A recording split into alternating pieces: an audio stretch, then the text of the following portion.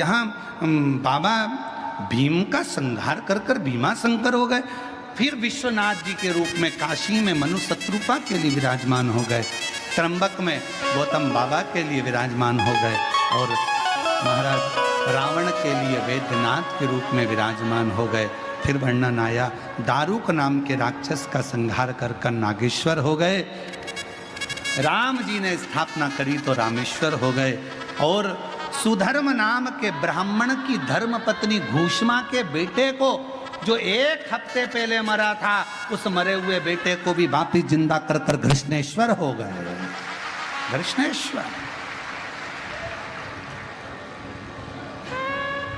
स्वयं घृष्णेश्वर।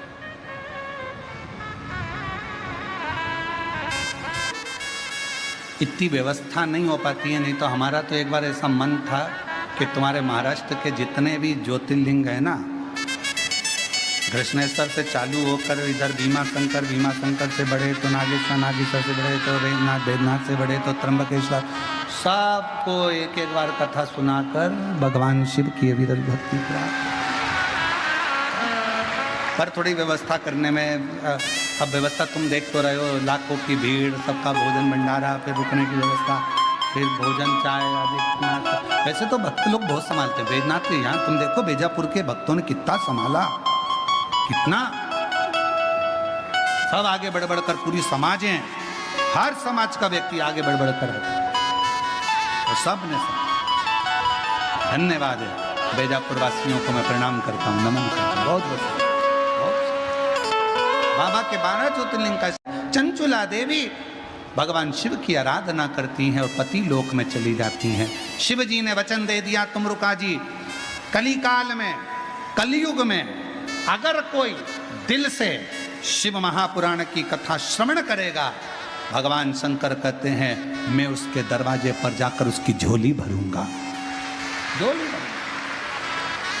विश्व में मुझे अड़भंग शिव कहते हैं, बागंबर शिव कहते हैं, मुझे त्रिलोकी का नाथ विश्वेश्वर शिव कहते हैं। शिव कहते हैं जो दिल से पुकारेगा, शिव महापुराण की कथा को हृदय से सुनेगा, उसके दुख हरने के लिए मैं पहुंचूंगा। और ऐसी पवित्र कथा बीजापुर में भगवान शिव की ही कृपा से श्री जीवनलाल जी, श्री रविंद्र कुमार जी संचेती जी, श्री विशाल संचेती जी बीजापुर द्वारा चल रही थी, जिसमें आप सब ने बड़े हृदय से इस कथा का रसपान किया है, जीवन में उतारा है। भगवान देवाधिदेव महादेव से यही प्रार्थना करते हैं, बाबा आप सबकी झोली खुशियों से भरे, सबके दुखों को हरे, सबके हृदय में शिव भक्ति प्रदान करे। ये भाव रखते हुए कथा को विराम की ओर लेते हैं। कथा मंडप में विराजमान सभी शिव भक्तों के भंडार मेरे शिव भरे, हृदय में शिव भक्ति दे। 5 तारीख से 9 तारीख तक सीहोर में गुरु पूर्णिमा महोत्सव होगा। 10 तारीख को गुरु दीक्षा महोत्सव सुबह से लेकर शाम तक चलेगा। बड़े प्रेम से, आनंद से आप 5 दिवसीय शिव कथा को 1 बजे से 4 बजे तक टीवी पर भी सुन सकते हैं, और जो कुबेरेश्वर धाम आ रहे हैं वहाँ पर भी श्रवण कर सकते हैं। 6 अगस्त को प्रदोष की दिन सुबह 9 बजे की कावड़ सीहोर सीवन नदी से चलकर कुबेरेश्वर धाम जाएगी, जिसमें आप सब बाबा से अपनी कामना कर कर कावड़ भरने के लिए जरूर आएँ। अपने साथ एक डंडा, बांबू, 2 लोटे और भाव से केसरिया वस्त्र पहनकर सब साथ में आए, भगवान शिव का भजन करें, स्मरण करें। 12 जुलाई से 18 जुलाई तक कोरबा छत्तीसगढ़ में शिव महापुराण की कथा 1 बजे से 4 बजे तक रहेगी। 30 जुलाई से 5 अगस्त तक बोलबम समिति द्वारा जयंती स्टेडियम भिलाई में शिव महापुराण की कथा 1 बजे से 4 बजे तक रहेगी। ऐसा ही कथा का क्रम चलता रहे और आप और हम भगवान शिव की अविरल भक्ति प्राप्त करते रहें। सबको प्रणाम करते हुए इस व्यासपीठ के माध्यम से हमारी वाणी से किसी के हृदय को ठेस पहुंची हो तो क्षमा मांगते हुए सभी को हर हर महादेव। शिवालय में कोई नहीं, केवल एक शिवलिंग है, नंदी है और कथा वाचने वाला एक ब्राह्मण चोरी कर कर धन लाया हुआ वो देव।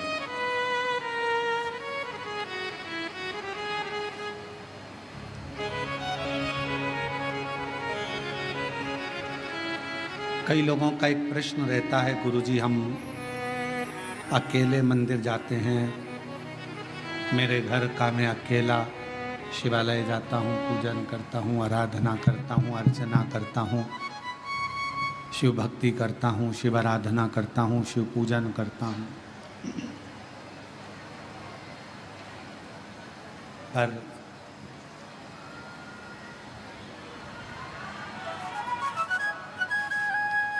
शिव महापुराण की कथा कहती है कि शंकर का जो भक्त है, शिव की जो आराधना करने वाला है, शंकर की जो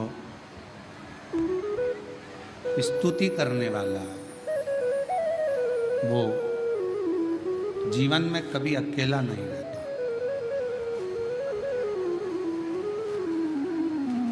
माँ के गर्भ में बच्चा आता है, गर्भ में जब बच्चा आता है उस समय से शिव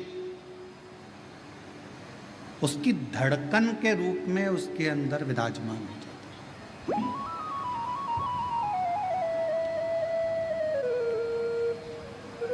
इसलिए वीर शैव लिंगायत संप्रदाय में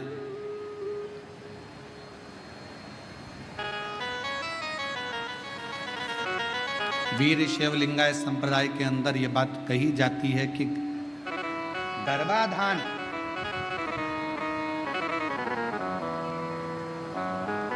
गर्भ में जब बच्चा रहे उस समय से लेकर व्यक्ति के जब प्राण छूटते हैं तब तक शिव शिव उसके अंदर विराजमान रहता है, शिव तत्व उसके अंदर विराजमान रहता है।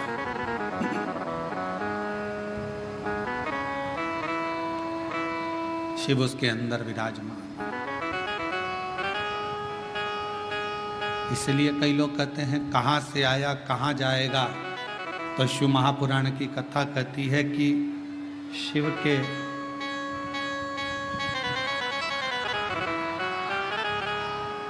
शिव महापुराण की कथा कहती है कि शिव के द्वार से आया और शिव के ही द्वार गया।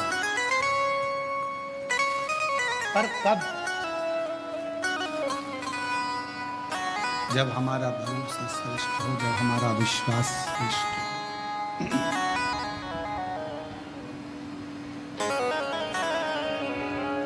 जब तक हमारा भरोसा हमारा विश्वास श्रेष्ठ नहीं होता तब तक शिव का मिलना बड़ा मुश्किल। एक पत्र अच्छा है, देखिए।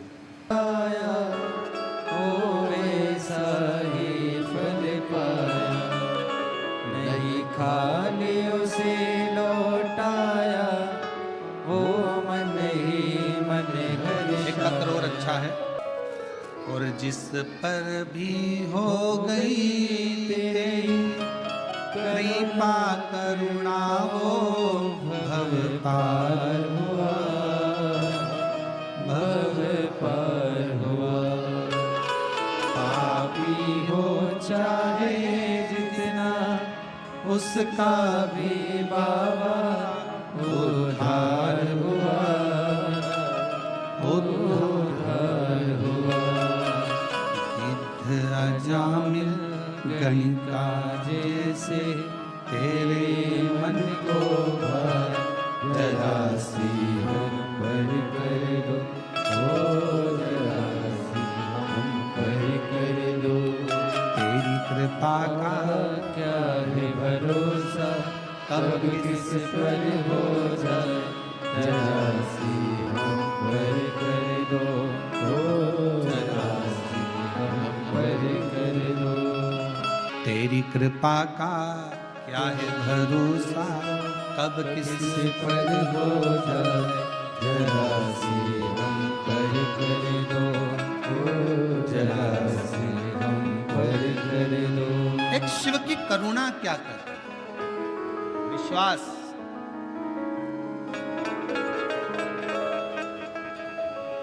कई लोग कहते हैं गुरुजी शिव महापुराण की कथा है, हम कहते हैं जैसे नेत्र शिविर लगता है, आंखों का इलाज करवा लो। बस याद रखना उस नेत्र शिविर में आंखों का इलाज होगा, चश्मा लगेगा, लेंस लगेगा, और शिव महापुराण के इस नेत्र शिविर में इस हृदय पर शंकर का ऐसा लेंस लग जाता है जिससे जिंदगी में दुख धीरे धीरे समाप्त होता चला, धीरे धीरे तकलीफें, कष्ट, दुख समाप्ति की ओर चला जाता है, धीरे धीरे दुख समाप्ति की ओर चला जाता है। शिव को एकांत में शंकर भगवान बैठे हैं, शिव जी बैठे हैं। देवराज आया, चोरी का धन लाकर बाजू में रखा। शिव पुराण की कथा चल रही थी। कथा 2 क्षण की देवराज ने सुनी, मात्र 2 क्षण।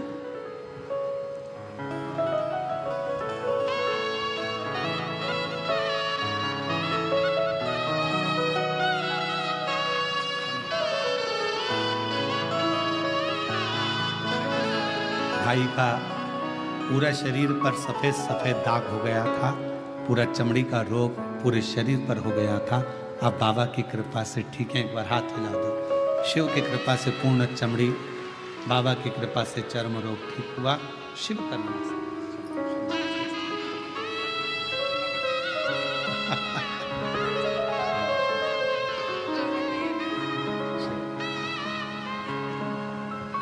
शिव कृपा। कथा में मन नहीं लगा देवराज का, चित्त नहीं लगा, सुन नहीं, क्योंकि शरीर में ताप था, शरीर में बीमारी थी। जब कथा में मन नहीं लगा, देवराज का चित्त नहीं लगा, हृदय नहीं लगा, कथा को छोड़कर देवराज नामक का ब्राह्मण अपना चोरी का धन लेकर बाहर निकल,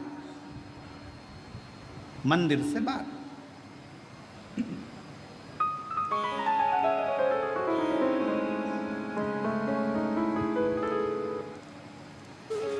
और गया, सोचा अब कहां जाऊं, मेरे शरीर में बहुत ताप है, बहुत कष्ट है।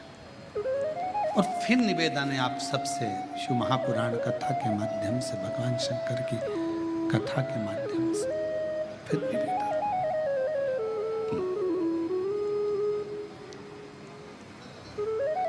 जब सारी दुनिया के हाथ जोड़ लो, सबको नमन कर लो, प्रणाम कर लो, सब जगह से जब हार जाओ, सारी दुनिया के हाथ जोड़ लो, सब जगह से जब हार जाओ, सब जगह से जब थक जाओ, तब आखिरी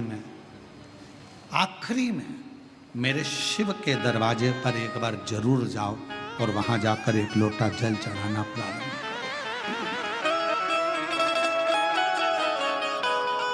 सब जगह से हारने के बाद अंत में शिवालय तक, शंकर तक जरूर पहुंचो, शिव तक।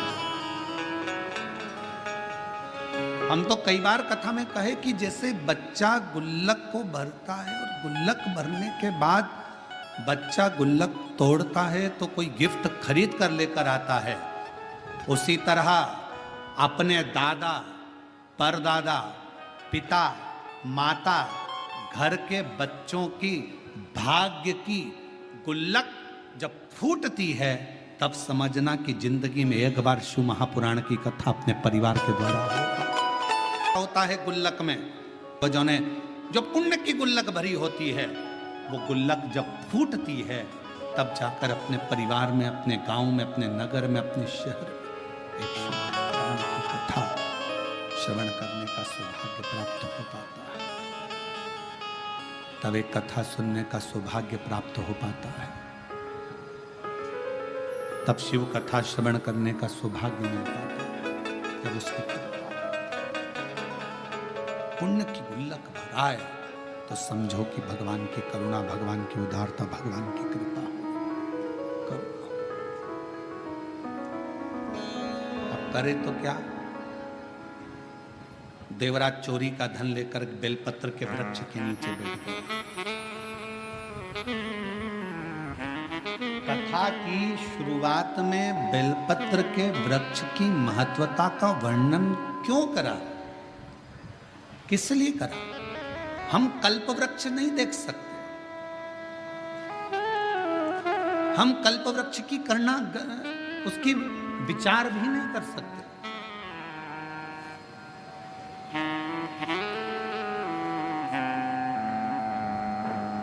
हम कल्प वृक्ष को अपने घर पर लेकर भी नहीं आ सकते।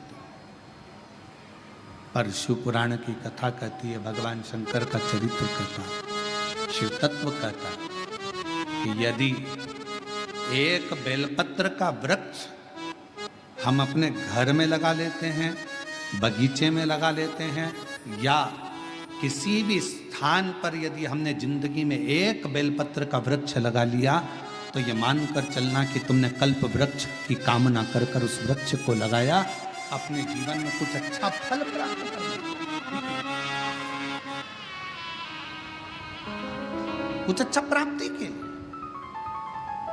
कितना महत्व है एक बेलपत्र का महत्व। एक शिव महापुराण का एक बड़ा सुंदर प्राचीन संवाद है कि एक बालक एक गांव में रहता था जिसका नाम था श्रेष्ठ। जन्म हुआ, मां चली गई, थोड़ा बड़ा हुआ, पिता चला।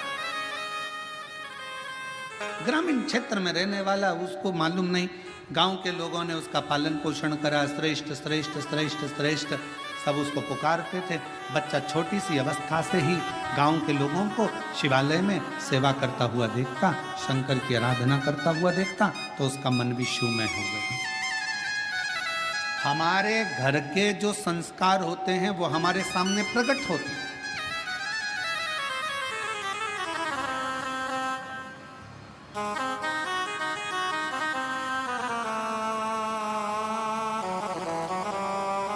तो हमने उनको सबसे पहला शब्द उनके घर में उनके माता पिता को यही कहा कि आपके पुत्र विशाल और बहुरानी, घर के बच्चों को आपने जो संस्कार दिया, ये संस्कार आज सामने देखने को मिलता है। कम से कम इतनी बड़ी शिव महापुराण की कथा अपने माता पिता और अपने पूर्वजों का आनंद के लिए कराई। तो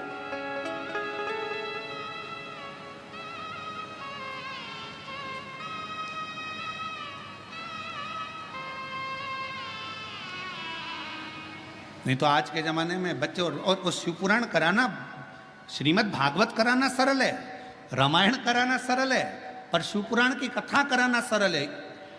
चारों तरफ से इतना इतना प्रेशर रहता है, हर तरह का। पानी गिर रहा है, कीचड़ हो गया, कहाँ बैठेंगे, क्या होगा, गाड़ी कहाँ से निकलेगी, पार्किंग कहाँ करी जाएगी, भोजन व्यवस्था कैसे करी जाएगी, कैसे करा जाए, महाराज कहाँ रुके, क्या खिलाए, क्या पिलाए, क्या करे, इतने भक्त आएंगे, ये आएंगे, वो आएंगे, दुनिया भर के फोन भी आएंगे, हमें आगे बैठना है, हमें यहाँ बैठना है, हमें वहाँ बैठना है। पूरी चिंता चिंता चिंता चिंता चिंता। आप विशाल जी से पूछना, वो तो विशाल जी का हाथ शंकर जी ने पकड़ रखा है, इसलिए उनकी चिंता थोड़ी भोलेनाथ ले रखे हैं। पर उनसे पूछिएगा जरा कि महाराज कथा करवाना कितना कितना कठिन, जरा पूछिएगा, बहुत कठिन। जब तक कथा शिव पुराण की चालू ना हो तब तक थोड़ा थोड़ा थोड़ा थोड़ा थोड़ा थोड़ा, और जैसे ही शिव पुराण के पहले दिन की कथा हो जाए तो सबसे ज्यादा फ्री तो यजमान हो जाता है।